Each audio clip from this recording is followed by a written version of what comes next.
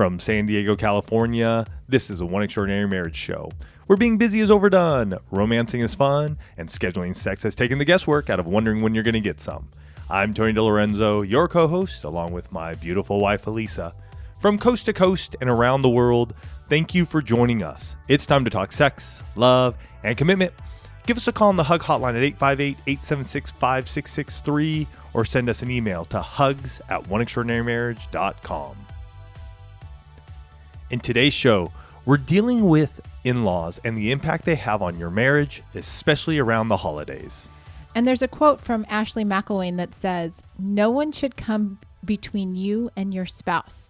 They should come alongside you, but not between you." Mm-hmm. Especially fitting as we're talking about in-laws. Mm-hmm. Because I think so often around this topic of in-laws, it feels more like they're in between than coming alongside. And I know that we're gonna be touching on some nerves in today's show, but we're gonna be equipping you with strategies to deal with it around this holiday season. And you know, we start each and every One Extraordinary Marriage show with a hug.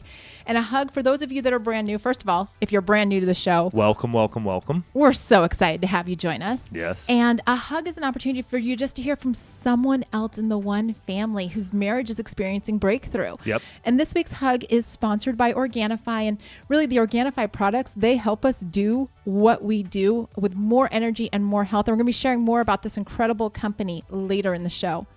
So this hug that came in, it came from an email, and it said, "I have listened to many of your podcasts, especially the current ones, and I've joined the Position of the Month Club. Right on. I've downloaded many of the resources that you have on the club website and have even gone to your Amazon page and wish listed some of the items that you have on there for future purchases for us. Right on. I want to let you know that your podcasts have been a huge encouragement over the last year as my wife and I have gone through a huge work transition for me. During this transition, intimacy has been really hard because of all the stress. Along with my personal devotions and the preaching I've been receiving at church, your podcasts have been a huge encouragement and have helped us to keep our intimacy thriving. I just recently got an opportunity to express to my wife how much I love her. I wrote a letter to her and video recorded me reading the letter to her, expressing how much I love her and how much she means to me. Thanks again so much for all your help and encouragement." Oh, I love that. So good. I have to think that wife was just like, oh yeah. Mm-hmm.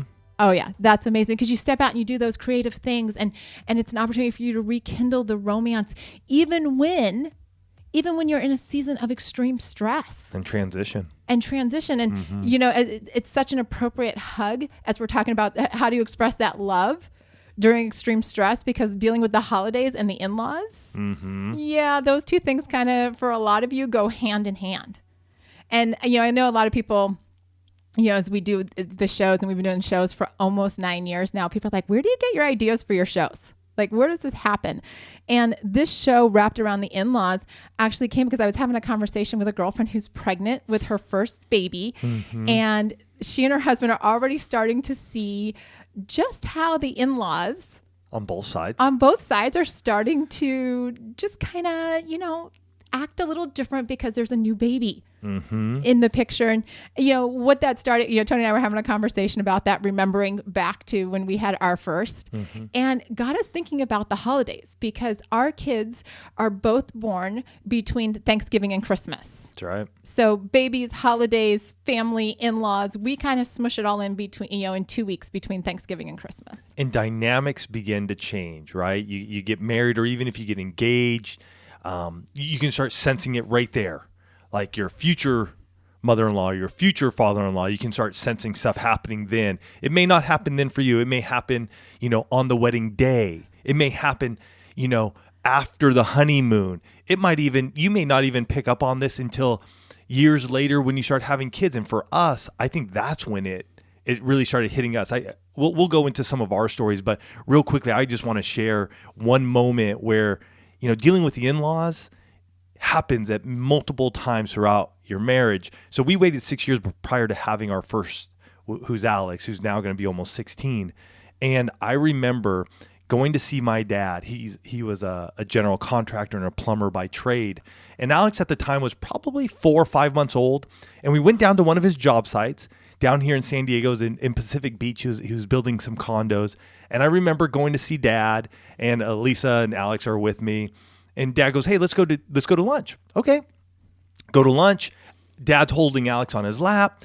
And before you know it, all of a sudden, Dad's about to give Alex Coke. He's like giving him like the a straw full of Coke. Coca-Cola. And you could just see Elisa's face just going, oh, like, what? And just darts coming at me like, you better take care of your dad right now, because that is not happening. She said something to Dad, but all of a sudden I was caught in the crosshairs of, oh boy, what do I do? New dad, my wife. So these things happen. Right. Oh, that's so, I love that story. And my father-in-law did handle it very well. He's like, what's the problem? And I'm like, yeah, you're not giving my baby Coca-Cola.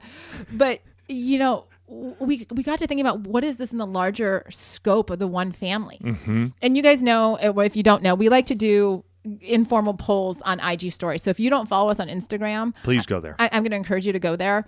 So we asked a few questions this week, right? And one of the questions, as we're coming up on the holidays, is how many of you spend any part of the holidays with your in-laws? And it turned out that about 85% of you are spending time with your in-laws over the holidays. Yeah, and we had over 900 folks respond. Yes. So we have a very good sampling of how many of you are going with your in-laws. So 85% of you will be spending some time this holiday season with parents, in-laws.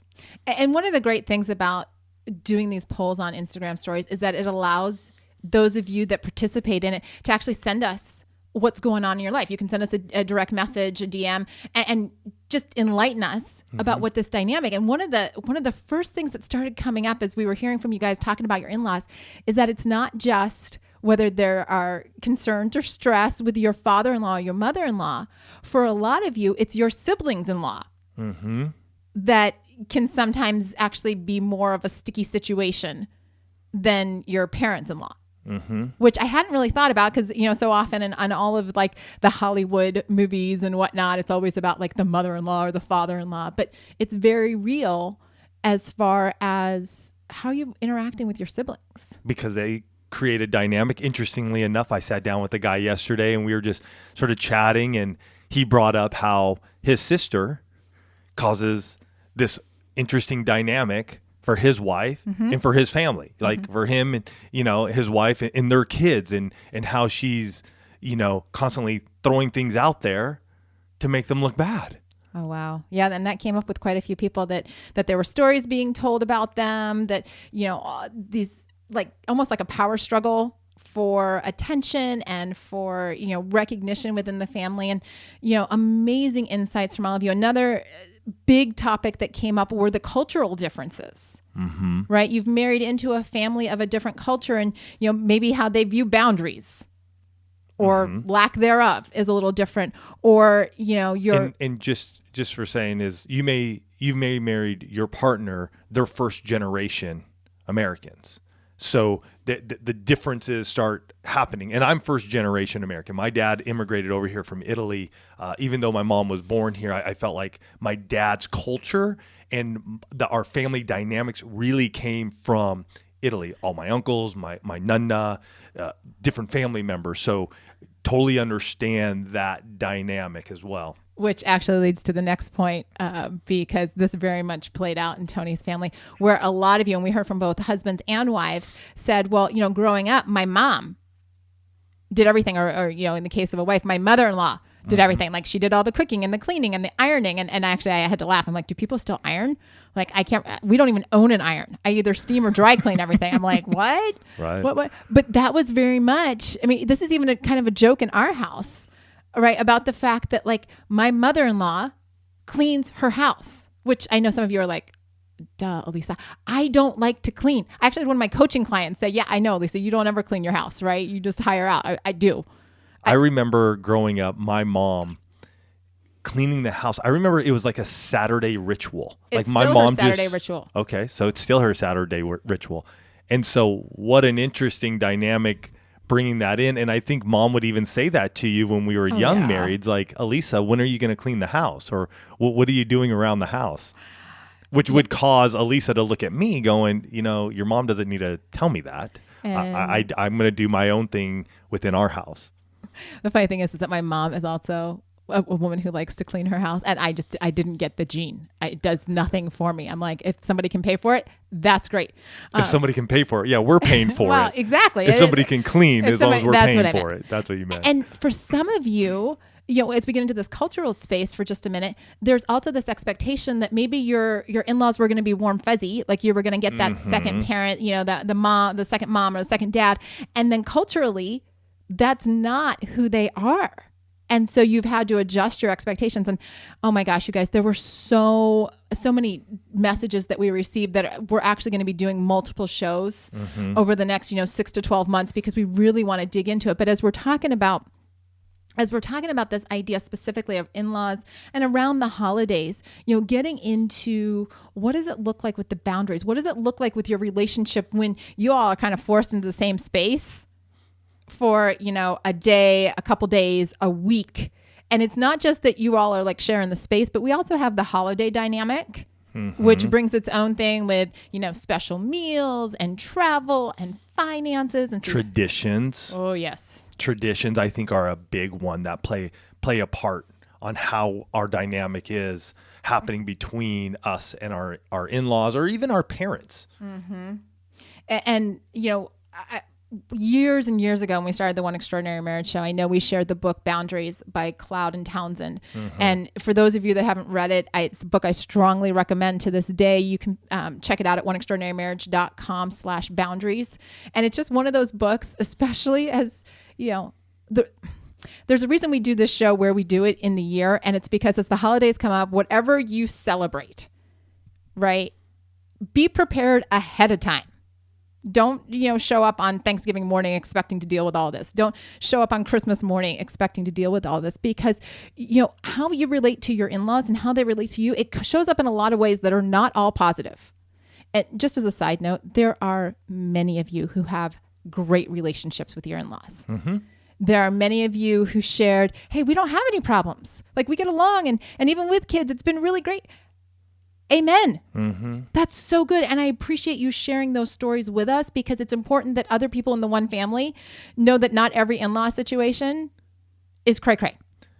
And it doesn't always have to be that way as well. I would say for my relationship with my in-laws early on, I would say there was more some strife, some power struggle between, when my father-in-law was at the house or when we were there, and how we're raising our kids. And so that was early on. And now 22 years in, the last 2 times that we've been around my in-laws, Elisa's parents, I would say, and that's going on year like 19 to 22, have been amazing. And I think there's this ebb and flow. What we're trying to, I was thinking through this as we were preparing for the show. For myself, like, I wanted to make sure that my in-laws and my parents also knew that this was my family. And so in doing that, I would cause a little strife, because this is my family. But as we've gotten older and we all know each other more, we realize that, hey, we have a life to live, and let's live this fully. So when the in-laws were here for 10 days this last time over the summer, it was just awesome. I loved just hanging out and hearing my father-in-law laugh and being around my mother-in-law, who I call mom. And so I would say sometimes we have this expectation when we're younger, when we're looking at our marriage and what it's going to be, and we still have to walk out that journey. And I just can look back and see that now, and to share that with you. I hope you can understand that wherever you may be, it still may be a journey for both of you and them. So hang in there. Moral of that story, hang in there, because I wouldn't have predicted 22 years ago that we'd be having the trips that we have now, right, with my parents. And, getting into this dynamic, and we've seen, a few of these things play in our marriage, but also in the one family. Sometimes when you get around the holidays, and Tony even alluded to it when he was talking about his dad and our son and, the Coca-Cola, 3 to 4 months, is that sometimes with your in-laws, you end up in the middle. Right. One wife said, my mother-in-law and husband are alike, so much so that they push each other's buttons and I end up in the middle. I've also had her tell me the faults she sees in my husband's, as if I can fix them. I now have to change the subject and distance myself. Or maybe they make those negative comments, right? One one wife said, it's the number one stressor in our marriage. My mom versus my husband, more fights over her than anything else. He feels like I don't stand up for him. She feels like I should not have married him. So you can only imagine what those words are spoken. She goes on to say 4 beautiful kids, 9 years and a happy marriage later. And it's still awful. And one of the questions that we asked there on stories was, do you feel, or do your in-laws cause stress in your marriage? And this number, to me, it was indicative of the reason that we need to do the show, because 55% of you said, yes, my in-laws do cause stress. And that's substantial. That means that you can get together with your friends, and if there are 4 of you sitting around a table, 2 of you feel like your in-laws cause stress. And that stress carries over into your marriage, because sometimes it's the fact that you've confronted your in-laws and they're just unwilling or unable to change, right? They're like, this is the way I am. This is the way I'm always going to be. One person even said, my wife and I both confronted my mom about this. She says that she'll change, but she ends up not doing so, right? Plain and simple. And you just keep going through the cycles. And he goes on to say, I've been stuck in the middle, trying to find, trying to work my way through this. And I'm not sure how to move forward, right? Because they don't want to change or they can't. They don't know what to do because they're not listening to shows like the One Extraordinary Marriage Show and getting equipped to do things differently. True. Right. And sometimes it's because either you or your spouse won't do anything to change the situation because you don't want to rock the boat. Well, they're your parents and you can't say this kind of stuff. Yeah. Quote unquote, they're family. And so we're going to just let them do what they're going to do. Again, like Elisa said earlier, pick up the book Boundaries, because that really starts going in and allows you guys to go, how do we set this up in a much more detailed way? So if there's toxicity happening, you do need to protect your family, right? We've said this so many times before, and I'm going to reiterate it again in this situation. I know their blood, I know their family, and yet you may need to set up some hard and fast guardrails and boundaries for a period of time. Doesn't mean it's forever, but it may mean you need to have that for a period of time. Elisa and I have done this ourselves. We have. 4 years into marriage, we left Southern California because I needed space from my family. I really did. And I'm not saying you got to move away, but we moved up to Spokane, Washington and lived up there for a year and a half because we felt like it was time for us to just sort of go out on our own, make it our own. And when we came back here and ended up here in San Diego, what a difference. Because we had grown as a couple, the one, together as a team, we were able to do that. And I'm not saying you have to move away, but you may need to set up some hard and fast, boundaries in your marriage. Absolutely. Because, dealing with in-laws takes a lot of energy, both emotionally and physically. Because sometimes there's just the whole yes. we got to go there, we got to go here. Somebody wants us here, somebody wants it, and so you're just physically and emotionally drained. And we want to strategize with you guys around how to do this. But before we do that, we're going to just take a quick break and thank this week's sponsor, Organifi. And we know that it can be hard when you're dealing with all this to find the right combination of nutrients to feel energized, to get what you need out of the food. And that's one of the reasons why we love Organifi. They go out and they bring all of these amazing ingredients together. And our favorite is the red juice. Right? This is the pick me up. This is the power through, what do we got to deal with emotionally, physically? Let's get our energy up to be able to do that. And the Organifi red juice does this for us every single time. And the truth be told, you owe it to yourself and to your marriage to take care of yourself and to be energized, especially with the holidays coming. Yes. Right? Don't just say, that's not important. Say, no, you know what? I'm going to do this for me and for us. So visit OrganifiShop.com, and I'm going to spell that out for you because I know you're like, Elisa, how do I do that? It's OrganifiShop.com, and you're going to enter promo code 1 at checkout. You're going to get 20% off your entire order. And here's the thing. They've got a 60-day money-back guarantee, so you've got nothing to lose. And if you're listening to the show when it first comes out, 60 days is actually going to get you through the holidays. That's right. So jump on this, go to OrganifiShop.com, enter promo code 1 at checkout, and you're going to get 20% off your entire order. So as we're talking about the strategy, right? Like we got to take a step back and actually remember where we were, each one of us, on our wedding day. Mm-hmm. Because when we said those vows to our spouse, however you phrased it, Right. truth be told, in that moment, your husband or your wife became your immediate family, and your parents and your siblings became your extended family. It happened in that moment. And I'm just going to say Now, it may take some time for it to all play out. And yet, in that moment, you did say, you made that decision to become one. And so Yes. some of you need to man up or woman up and step into that place where your immediate family is your spouse and your children, if the two of you have children. You need to protect and keep sacred that space. I like the Under Armour slogan, protect our house, protect this house, right? I mean, that's what it was. I'm pretty sure it still is, but it's, protect this house. That's good. Those teams come together. I mean, heck, our school, right, where our son goes to school, we're an Under Armour. That's where you see it. Yeah. We're an Under Armour school, and it's protect this house. And those boys get on that field to play football, right? And they're thinking about what's going to happen. We got playoffs coming up, and they're going to protect this house. They are going to fight together against everything outside of them. That is so good. You almost completely derailed my thought because no, it's good.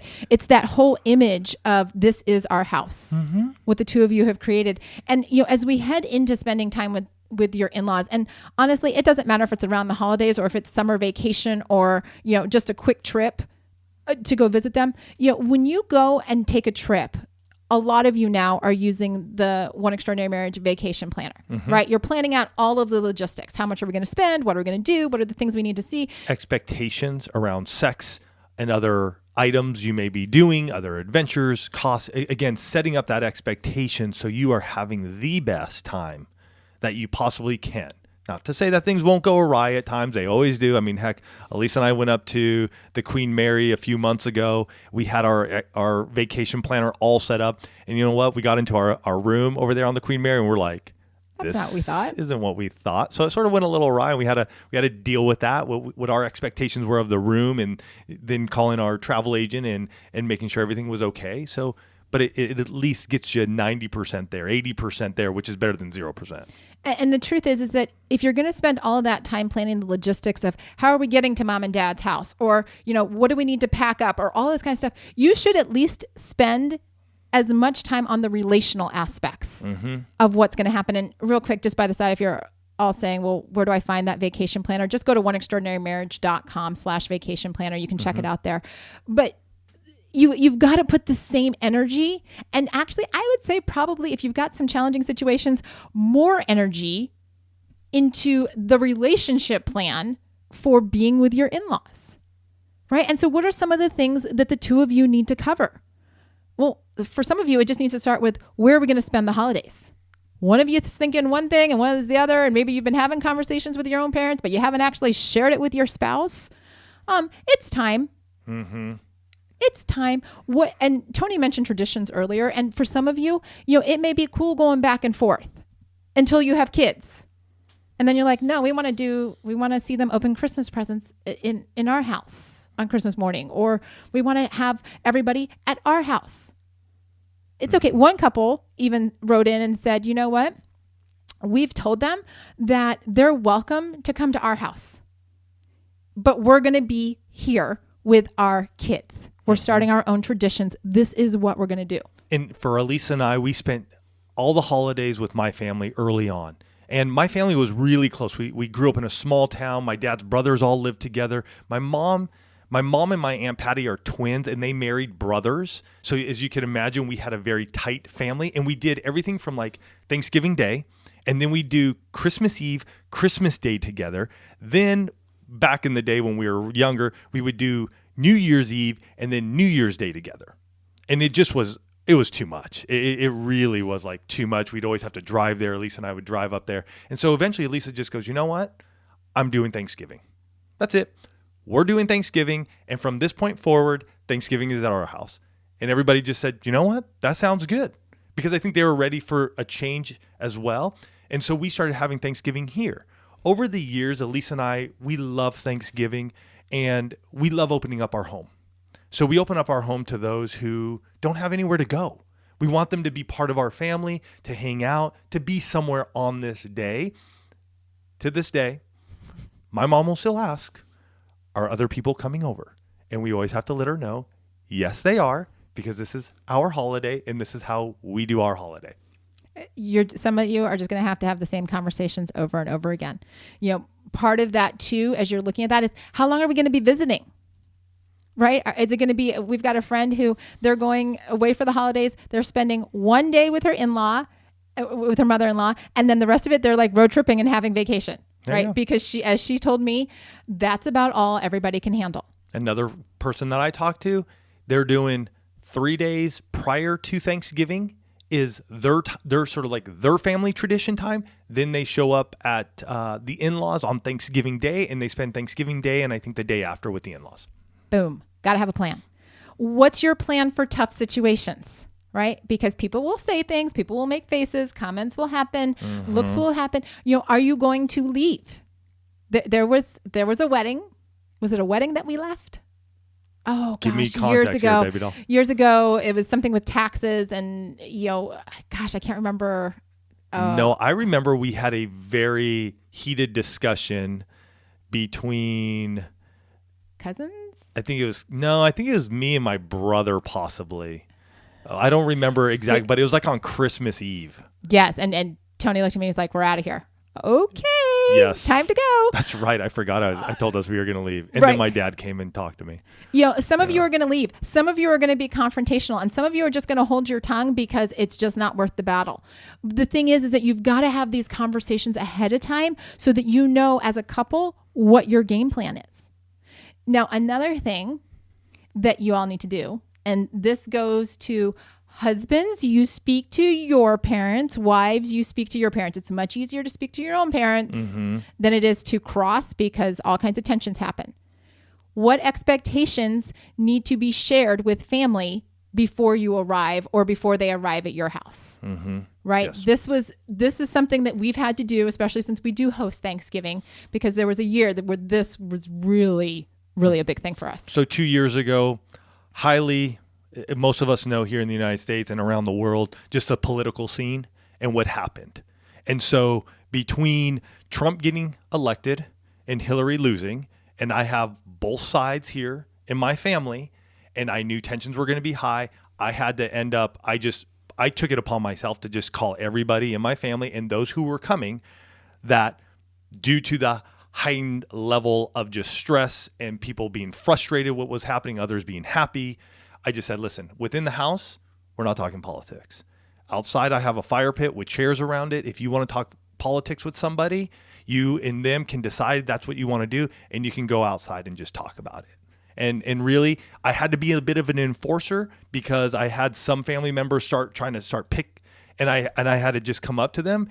And believe me, this isn't easy. It's not. I still get stressed out having to do it. And yet I want to make sure that everybody understands what's happening, what our expectations are for this day. And I just had to come up beside them and say, hey, remember what I said? I told you if you want to talk politics, just go on outside and you can go take who you want. But I don't need you just piping off right now because we want to have fun together. But if somebody is willing to go out there and join you, then go for it. And finally, the last two things that you need to consider is what's going to be our signal that it's time to go, right? Sometimes you just have to have that worked out ahead of time and you have to agree on it and you have to honor it. And then finally, tough one. It's a tough one when it's time, when you're cutting that. I'm not saying that one's easy. We've been close once that I can recall when Elisa just brought this up. Maybe that's the only time, but man, that was a tough place to be in. And I'm not saying that was easy. I'm glad I calmed down enough and I was able to talk to my dad and work that out. So just know what you're getting into. Right. And finally, how are you going to build each other up around your in-laws? Right? How are you going to speak life? How are you going to defend? How are you going to protect your house? And as we close out this show, there were 2 comments that came out of all of those messages that I just want to share with you, because I think it's really important as we look at spending time with the in-laws that, one person said, I think we should keep in mind that one day we will be somebody's in-laws. Mm-hmm. And how do we want to be treated? And you start laying that groundwork now. And another person said, my in-laws are great people, and they gave me the gift of my wife. And, no matter what the stress is, no matter what the challenges are, at the end of the day, as, challenging as that relationship can be, those people that are your in-laws are the ones that gave you your spouse. So if you can't be, if it's hard to be grateful for anything, at least be able to look at them, and even if you only have to say it in your head, thank you for the gift of my spouse. Mm-hmm. Because at the end of the day, that's the one truth that you can hold on to no matter how crazy the situation gets. Yeah. And as you go into this holiday season, Thanksgiving, Christmas, the New Year, we're believing for an amazing time, right? For each and every one of you. I mean, we bring this up because we want you to be aware, and I think it's even a reminder for Elisa and I. What's ahead? Where do we want to be? What are the expectations we have? And more importantly, let's enjoy it. Let's enjoy these times. I mean, it's so easy to be frustrated with one another and look at each other and shoot daggers at each other. And yet, can we just leave that aside? Like, just go into it. Pray yourselves up. Pray yourselves up. Go in there thinking about, how can I bless somebody today? Because honestly, you may not know their whole story, and you may have an opportunity to really just bless somebody this holiday season. More importantly, though, you guys protect your house. Protect your house. Get boundaries if you need it right now. Make it something that you read. So coming into 2019, you guys are armored up. You're ready to go starting now.